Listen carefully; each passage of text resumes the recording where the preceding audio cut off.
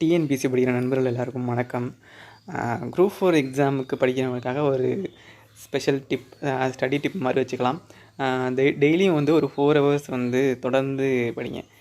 ஏன் அப்படி சொல்கிறேன்னா வந்து நிறைய பேர் சொல்லுவாங்க, பிரேக் எடுத்து படிக்கணும், அப்போ தான் வந்து பிரெயின் ஆக்டிவாக இருக்கும், இந்த ரெஸ்ட்டு தேவை பிரெயினுக்கு அப்படின்னு சொல்லிட்டு நிறையா வந்து நடுவில் பிரேக் எடுத்து நம்ம சின்ன சின்ன செஷன்ஸாக படிப்போம்.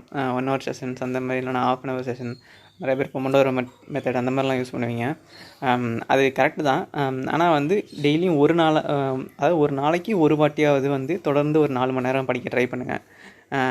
ஏன்னா வந்து ஃபஸ்ட்டு விஷயம் வந்து நமக்கு வந்து இந்த அட்டென்ஷன் ஸ்பேனு, ஃபோக்கஸ் பண்ணுற விஷயம் இதெல்லாம் வந்து நமக்கு குறைஞ்சிக்கிட்டே இருக்குல்ல. அதனால் வந்து நம்ம டெஸ்ட் எழுதும் போது இல்லைனா வந்து படிக்கும் போதே திடீர்னு ஜோன் அவுட் ஆகிடுறது, மைண்டு வேறு எங்கேயாவது போகிறது, இந்த மாதிரி விஷயம்லாம் நடக்கும். அது மட்டும் இல்லாமல் டெஸ்ட்டு எழுதும் போதே வந்து எப்படா அந்த டெஸ்ட்டு முடியும், எத்தனை கொஷின் வந்திருக்கும் அப்படின்னு ஃபாஸ்ட்டாக வந்து முடிக்க ட்ரை பண்ணுறது, அந்த மாதிரி விஷயம்லாம் இருக்கும் உங்களுக்கு. இந்த மாதிரி பிரச்சனையெல்லாம் ஓவர் கம் பண்ணுறதுக்கு தான் வந்து இந்த 4 ஹவர்ஸ் ஸ்டடி செஷன். அது மட்டும் இல்லாமல் நம்ம எக்ஸாம் எழுதுறதுமே வந்து ஒரு 3 to 4 ஹவர்ஸ் வந்து ஒரு ஒர்க்காக தான் இருக்கும்.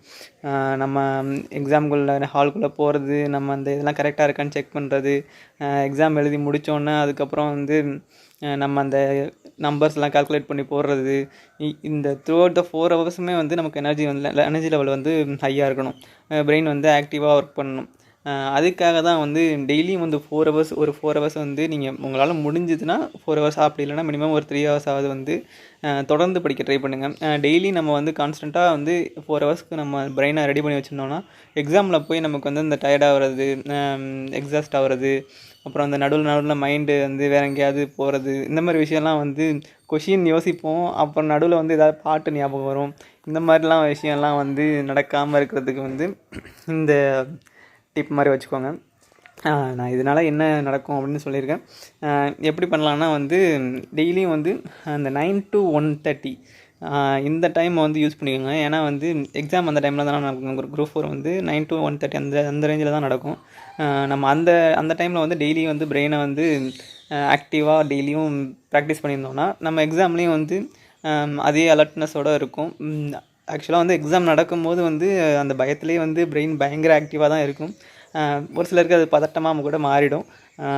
அந்தளவுக்கு மாறாமல் இருக்கிறதுக்கு வந்து தொடர்ந்து நீங்கள் டெய்லி ப்ராக்டிஸ் பண்ணிகிட்டே இருந்தீங்கன்னா வந்து ஓரளவுக்கு உங்கள் பிரெயின் வந்து அதுக்கு அடாப்ட் ஆகிடும். அதனால தான் வந்து இந்த 4 ஹவர்ஸ் ஸ்டடி பிளாக் வந்து ட்ரை பண்ணி பாருங்கள்.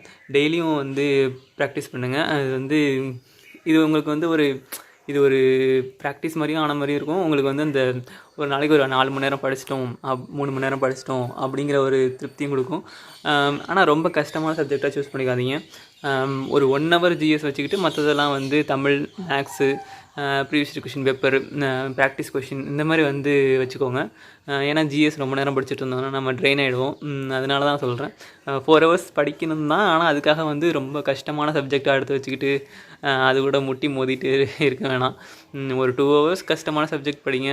அதுக்கும் மேலே வந்து படிச்சிங்கனாலே உங்களுக்கு வந்து இதாகிடும். அதனால் வந்து அதை கம்மி பண்ணிக்கோங்க.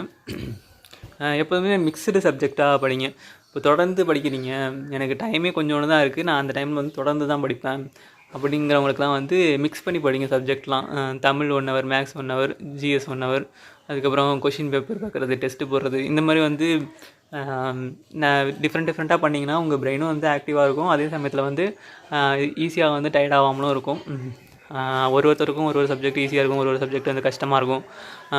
அதனால தான் வந்து மிக்ஸ் பண்ணி படித்தோம்னா அந்த பேலன்ஸ்டாக நம்ம அந்த டைம் ஃபுல்லாக படிச்சிடலாம். ஒரே சப்ஜெக்ட்டை படித்தோம்னா நமக்கும் போர் அடிச்சிடும், பிரெயினும் ஈஸியாக ட்ரெயின் ஆகிடும்.